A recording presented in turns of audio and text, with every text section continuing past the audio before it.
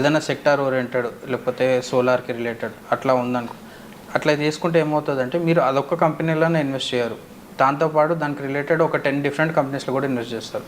ఇప్పుడు సపోజ్ ఒక 1 lakh తీసుకొని ఒక కంపెనీ స్టాక్స్ కొనడం కంటే 1 lakh తీసుకొని ఇట్లా మ్యూచువల్ ఫండ్ త్రూ కంపెనీస్లో ఇన్వెస్ట్ చేస్తారనుకోండి, మీ రిస్క్ అనేది చాలా తగ్గిపోతుంది. ఇంకొక ఎగ్జాంపుల్ చెప్తాను.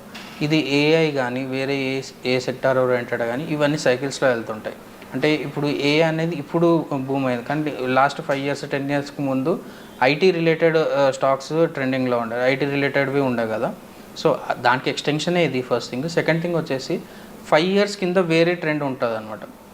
5 years కింద హెల్త్ కేర్కి రిలేటెడ్ ఉండొచ్చు, లేకపోతే అంతకన్నా ముందు ఇన్ఫ్రాస్ట్రక్చర్కి రిలేటెడ్ ఉండొచ్చు, లేకపోతే అంతకన్నా ముందు కన్జంప్షన్స్కి రిలేటెడ్ ఉండొచ్చు. సో ఇవన్నీ సైకిల్స్లో వెళ్తుంటాయి.